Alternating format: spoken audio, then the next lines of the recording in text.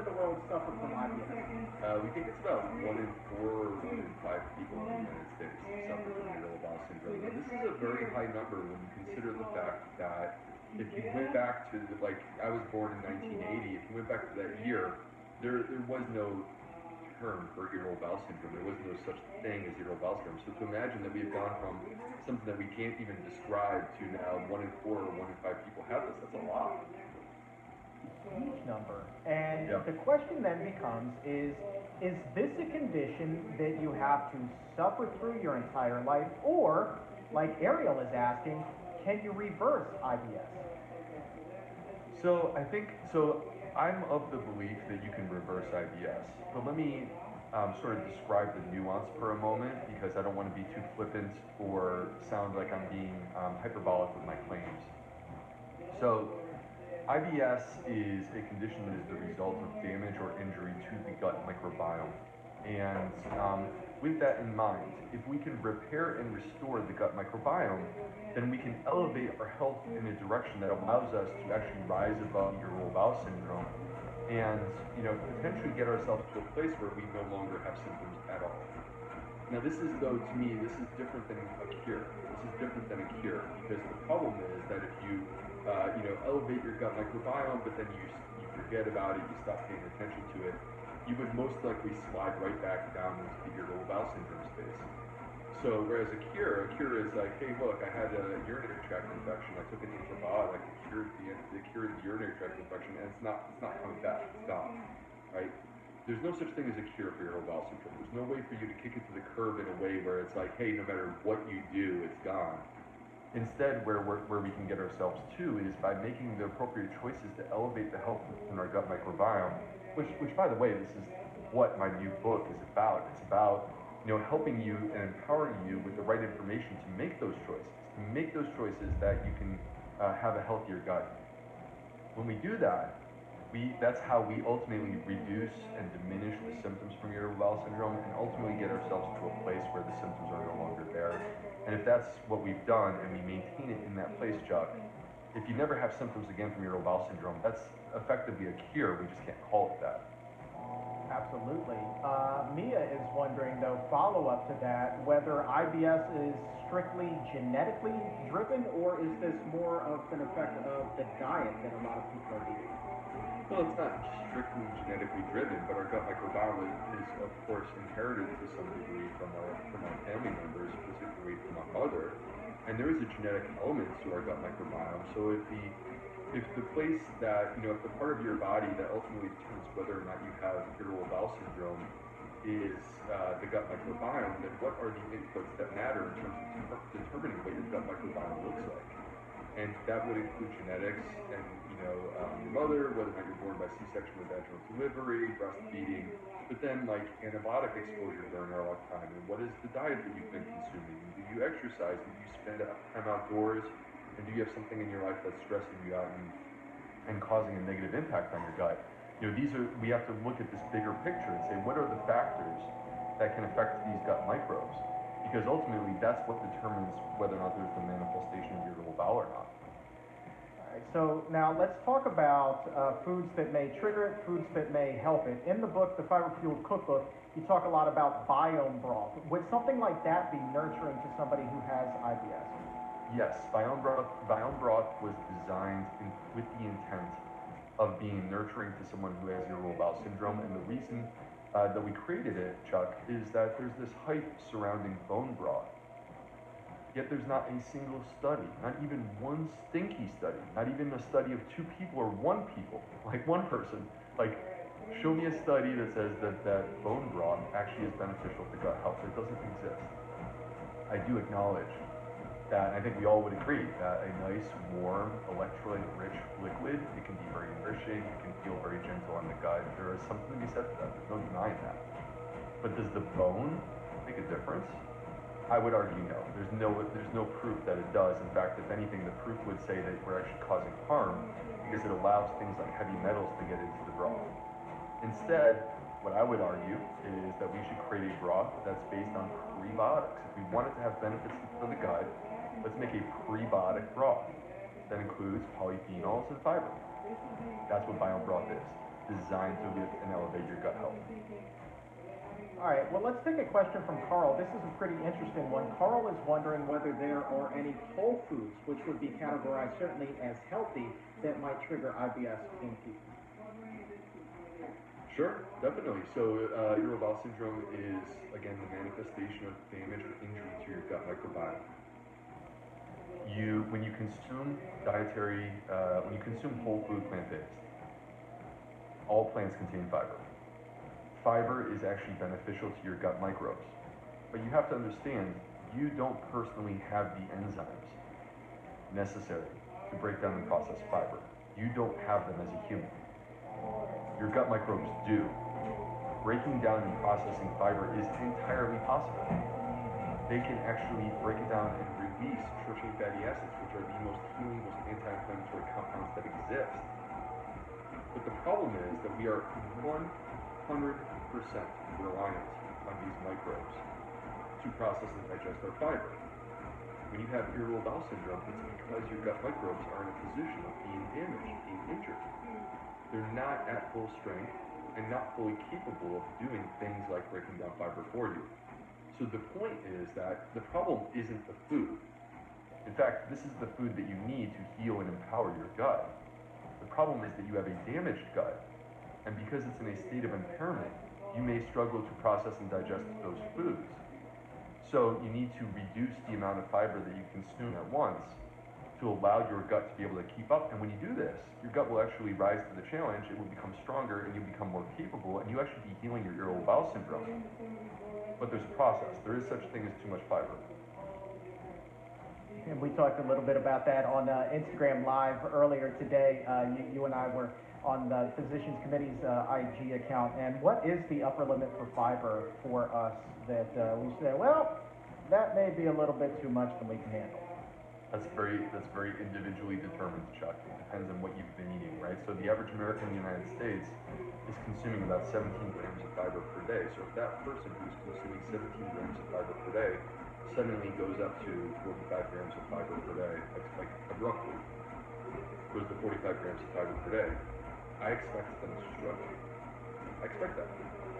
I do want them to get to 45 grams of fiber per day, but the process is not abrupt. The process is to go from 17 up to 25, from 25 to 30, from 30 to 35, and so on until you're up to 45. On the flip side, if a person's at 45 grams of fiber per day and they consume 100, I expect that person to struggle too. But if they go from 45 up to 50, 55, 60, we keep rolling up, they can get to 100. Our ancestors consumed 100 grams of fiber per day, Chuck. So our gut is fully capable of adapting and growing strong and fortifying and doing this for us. Our gut is capable of doing this, but you have to allow it to practice. Practice makes efficiency. Practice makes it strong. You know, I would think guys such as you and me and a lot of the exam roomies who are tuned in right now probably are in the upper reaches of 40 to 50, maybe even a little bit more grams of fiber per day.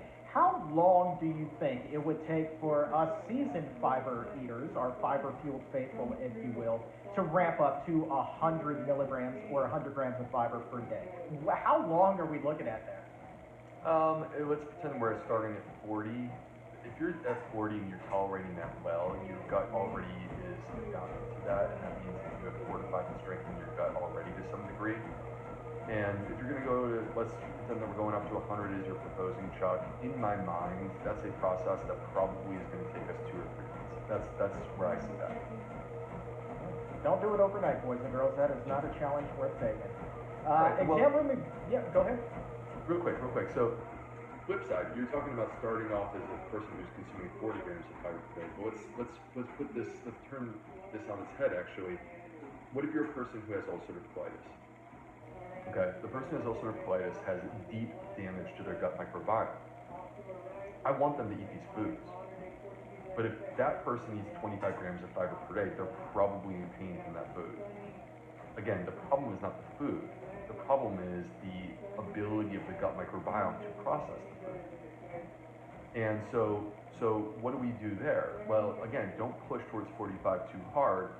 We have to actually take this and we have to rehab the gut and go super low and slow. And that's what I often say. Start low, go slow when you're going with the fiber. So if you have ulcerative colitis, we might need to start off with like a gentle 15 grams of fiber per day, properly packaged, meaning like soups and smoothies and things that are pre-digested, very easy on the gut.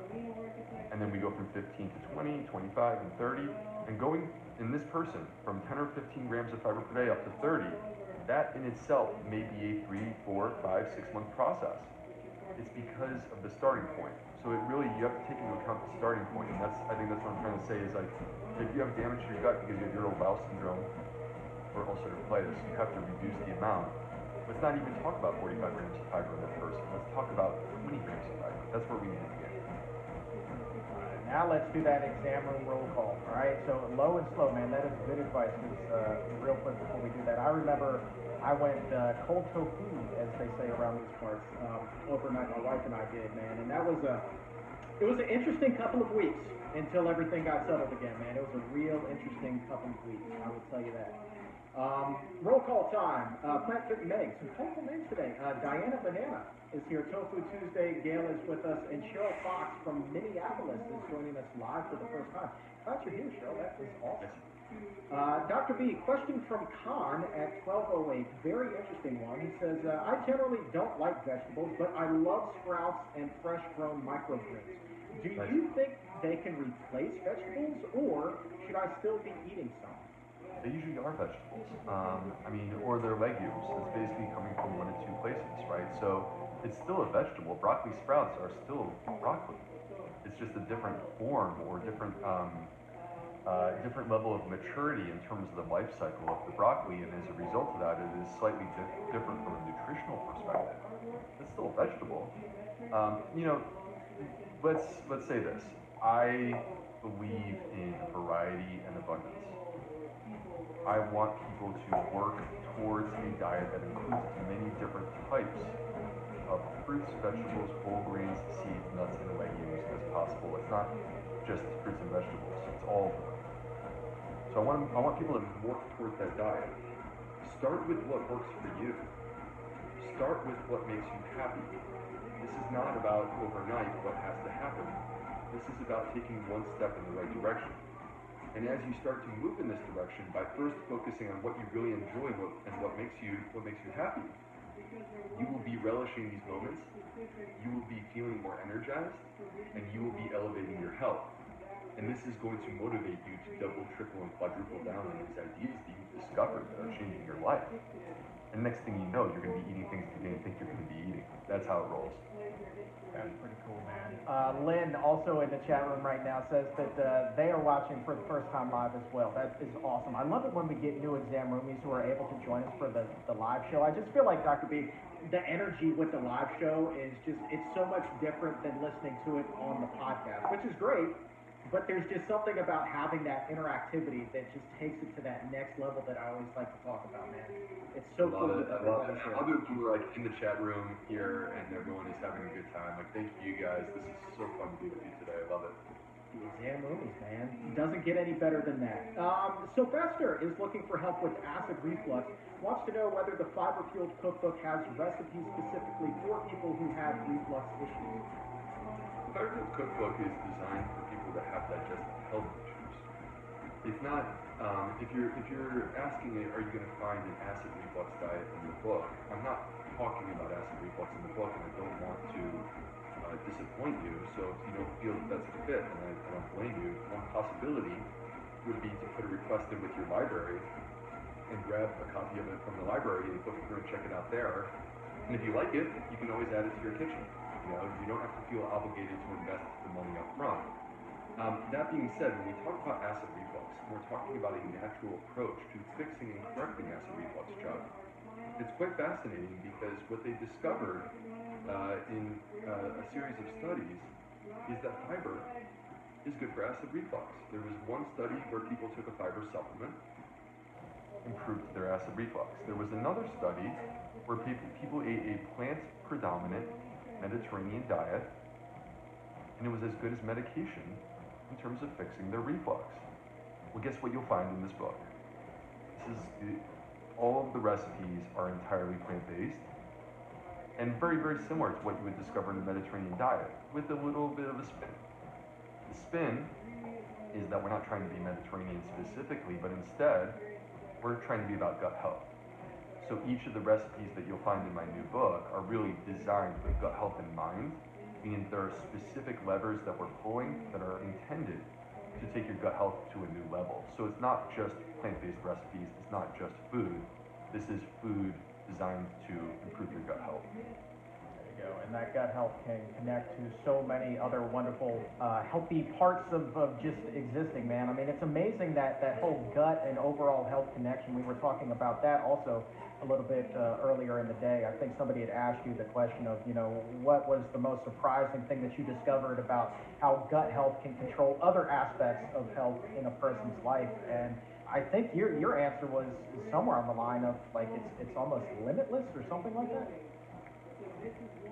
I am not, so there may be limits to what we can do in terms of our gut health, but you have to understand though, Chuck, not to get super complicated here, but I feel that when people enter into the gut health conversation, the 100 level course is to think about gut health in terms of probiotics, meaning the bacteria.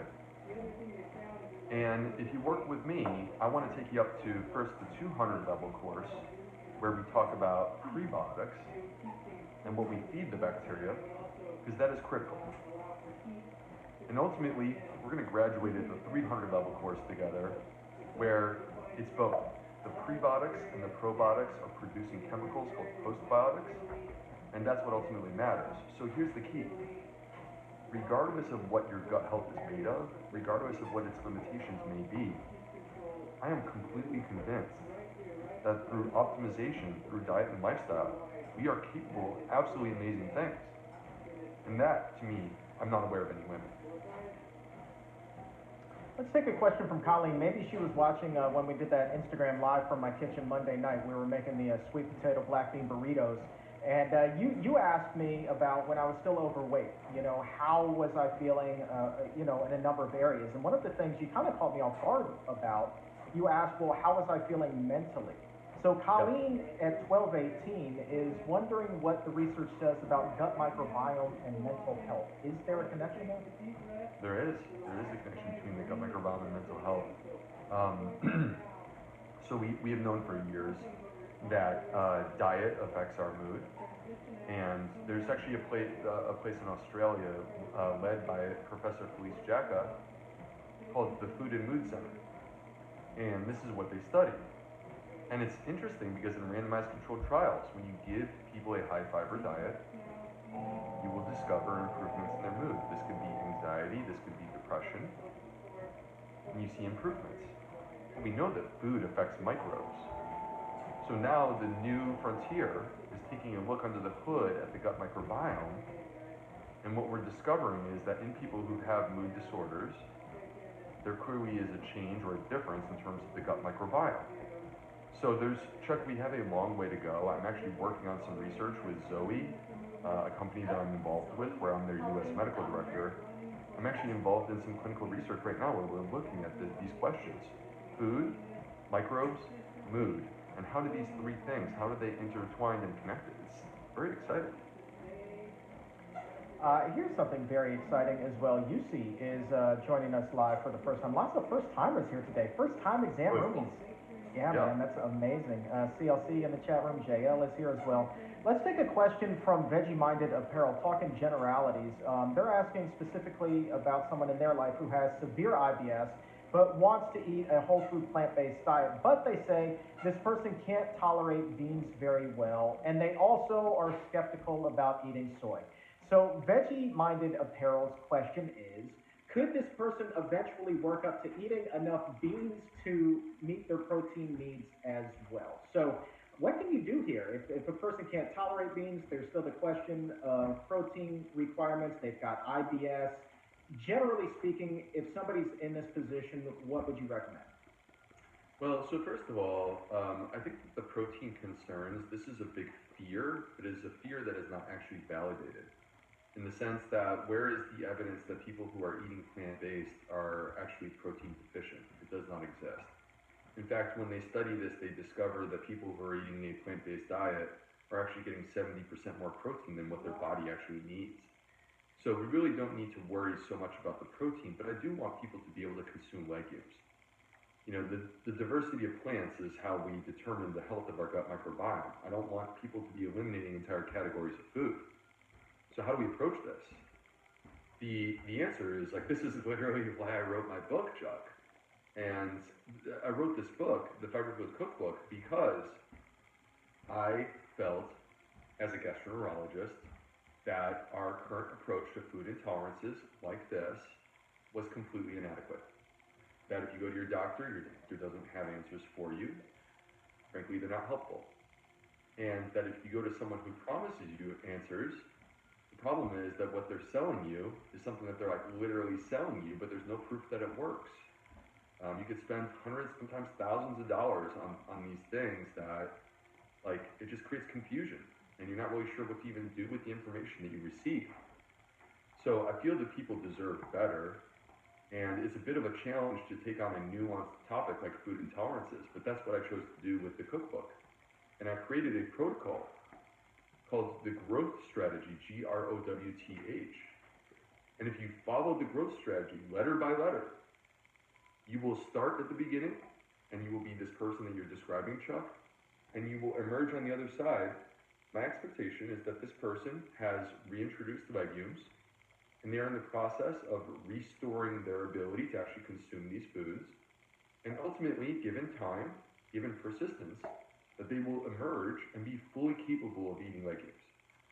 So that is my expectation, and that is what the book does. It's hard for me in a short answer to give you everything that you would find in an 11-chapter book, but the point is that in the 11-chapter book, chapter by chapter, I'm basically guiding you through the process that you would take to actually address this issue and this question. And you know, in this 11-chapter book, Tofu Tuesday has just paid what I think is one of the more remarkable comments I've seen about it so far. She said that the book is basically written in your voice. It's like you're talking directly to the reader. I thought that that is masterful. You've matched the tone. Was that something you were going for? It's just the way I write. You know, and it's been that way for a very long time. Like when I was a chief medical resident at Northwestern, I would send emails to like a large group of people, and many times they were emails intended to like try to lift people and build morale, right? Because these are people who are basically getting their butts kicked in the hospital every day, and you're trying to encourage them and invigorate them and show them the great work that they're doing, how meaningful it is. And so when I would write these emails, Chuck, I actually had a lot of people. It's so interesting. I never would have thought, you know, this was 2009. I never would have thought that I would be an author one day. But I would have people that would comment on the emails. And they would say, we love the way you write. It sounds just like you. There's the sense of humor in there. And so it's kind of funny because these are very similar to some of the comments that I receive about my books when people read them. It's like, they hear me. And I think that's a good thing, because that's what I'm hoping is going to happen. That is a great thing. I mean, you've got a warm and charming personality. If you didn't, I'd say maybe it wasn't such a good thing, but in this case, I think that it's fantastic. Let's get back on the nutrition track. Take a question from Amy. This is one that comes up from time to time on the show, and I'm sure Amy is certainly far from the only person wondering this today. Why would Brussels sprouts not cause bloating nearly as badly when they're cooked a little bit longer?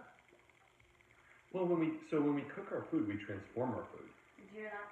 And there's actually a guy at the University of California, San Francisco, Peter Turnbull, who showed that you could take literally the exact same food, cook it, and have a different effect on the gut microbiome, which is quite fascinating to consider.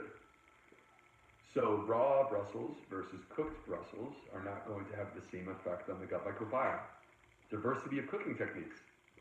But when we cook our food, part of what we're doing is we're processing and pre-digesting in a way the fiber. We're softening it. And so when you cook them longer, you're helping to really soften those Brussels. Like, they're not hard and crunchy so much anymore. They're now getting soft. And that's how you know that you've actually made an impact on the form of the fiber, and that makes it easier for you to process. Rebecca says that she made the shawarma and rainbow salad from the book. That is really tasty. So good stuff there. Dr. B, we have a couple of people who are wondering about the connection between lectin and gut health. Can you talk to us a little bit about that? Yeah, definitely can. I just want to comments real quick on Diana. Diana said, Dr. B, you might want to think about politics because people can relate to you. Okay, I am never going into politics. I can assure you I have zero interest in that because I don't want to do something where people routinely stab me in the throat. And politics is crazy these days. Who would go into politics, honestly, Chuck? I don't even know. I mean, I realize you have outside of these people, but I have no interest in that. I'd rather be at home with my family and happy. So, anyway, yeah. I thought compelled that. That was a funny thing. All right. So nonetheless, you get my vote. But lectin and gut health. What do you got? Yeah, lectins. All right, lectins is a hyped up thing. It's nonsense. It's nonsense. So lectins, first of all, if you actually go to PubMed, which is where you would go if you actually were being focused on what the clinical research says, and you search for lectins, what you will discover is that lectins, most of the studies that will pop up will be about how wonderful lectins are for protecting us from cancer. Last time I checked, the number 2 cause of death in America is cancer. Obviously, none of us want that. And if you look at lectin-rich foods like legumes or whole grains, you will discover that it's no coincidence that these foods actually reduce our likelihood of developing cancer in both cases.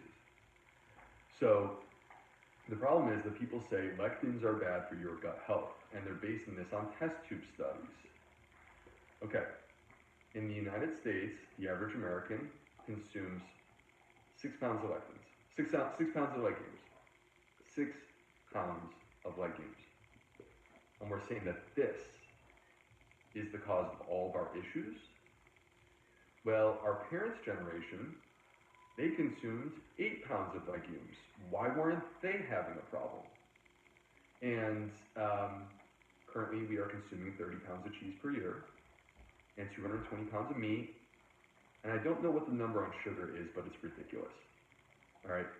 And we're going to pretend that the problem is the legumes when clinical research says that when you consume legumes, you reduce your risk of heart disease, reduce your risk of cancer, reduce your risk of other diseases, inflammatory diseases, right? And yet all of the blue zones, they're eating tons of legumes, way more than us. Why are they not having gut health issues? Here's the issue. Here's the truth. Here's the truth. The truth is that both legumes and whole grains are high in fiber and resistant starches and polyphenols. These are the 3 prebiotics. Prebiotic means that we need our gut microbes to process them. So when you consume legumes or whole grains, they have the most potential actually to be healthy for your gut. But the problem is that they also ask your gut to do the most work. And if you have a damaged gut, then you may find that your damaged gut is struggling to keep up with the work that you are asking it to do. This is why people struggle with legumes and whole grains. And if we, going back to what we were talking about a moment ago, if you take that person and you work through the growth strategy step by step, you emerge on the other side and you are consuming these foods, not just in moderation, you're consuming them without restriction. And now you actually get to be this person who taps into the benefits of reducing your exposure to these chronic diseases that we're trying to avoid. Man, you know, you mentioned sugar and how much a person eats. I can't remember the exact number either, but I remember a couple of years ago, I was on the local ABC station here in Washington, D.C., doing a segment on added sugar and calories and how that can affect your diet negatively. And the weight was equivalent to more than a cinder block. So if you picture like going to your local hardware store, picking up a cinder block that's for sale there, that's how much added sugar you're eating the average American is eating every year. A little bit more than that, actually. And think about, Dr. B, just how heavy a cinder block is. That's a lot of sugar, man. That's an awful lot of sugar. Yeah, totally. It's crazy, it's disturbing, and it needs to change. And how do we accomplish that? We accomplish that by replacing the foods that have this excessive burden of refined sugar, and we replace it with real food: fruits, vegetables, whole grains, seeds, nuts, and legumes. And now this is like what nutrition is about. The core of nutrition is substitutions. What are you replacing with what? this is how you level up. Well, Faith is trying to replace regular sugar with zero-calorie sweeteners, specifically the little pink packets. Faith wants to know, can using artificial sweeteners cause gastro issues? Definitely. In fact, if a person comes to my office with gas and bloating or diarrhea, the first question I'm going to ask them is, do you consume dairy products, and are you using artificial sweeteners? And in there, I might ask them, are you chewing gum? Because, by the way, gum contains artificial sweeteners. So that's the first question I'll ask them, and if the answer is, yeah, I'm drinking dairy or consuming dairy, or yeah, I put Splenda into my coffee every day. Okay, let's remove those things. And tell me how you feel. Good job. Chuck, you would be shocked Now let's stretch. at how many people are better by simply doing that. What is it about them that would cause all of that bloating? Is it like maybe there's sugar alcohol and that causes some issue, or what's going on there? Well, with the artificial sweeteners, it's the sugar alcohols. And sugar alcohols are a FODMAP. FODMAPs are not necessarily inherently bad, but in this case, when it's an artificial sugar alcohol, there's no advantages to you. There's really not any advantage to you. And so that sugar alcohol still comes into contact with the gut microbiome and can be potentially fermented, or can actually draw water into the colon, which gives you diarrhea. So the point being that, the absence of calories doesn't mean that it doesn't have other effects on your body. Let's take a question from Wendy. Change of pace here at 12:33. Wendy says she has Sjogren's disease. I'm sorry to hear that. My mom suffers from that as well. I know that that's not fun. She says that my digestive tract is dry. Digestion is very slow. Will improving my gut microbiome improve the transit time and mucosal layer in my gut? Two things that are very big with Sjogren's disease. So that's a little bit inside baseball. I know you can only speak in generalities here, but let's talk about how the plant-based diet, getting a little more fiber in there, might be able to help somebody who has it. So, the issue is that Sjogren's is a complex medical condition where, like, for example, this, Chuck, but the other people here may not know this. Like, Sjogren's, for example, they get dryness of the mouth because their salivary glands are not producing an adequate amount of saliva. So the issue with this is that there is no study that I've seen in terms of Sjogren's and gut health. So it's hard for me to be very specific, given that the context of the question has to involve Sjogren's. It's hard for me to be very specific other than to speculate. But what we do know is this: without question, our gut microbiome is connected to our gut motility. We hear about serotonin. 90% of serotonin is produced in the gut. Well, it's not because our gut is like trying to be happy. It's because in the gut, serotonin is a motility agent. It helps to keep the gut in alignment and keep things moving. So the point from my perspective is that whether you have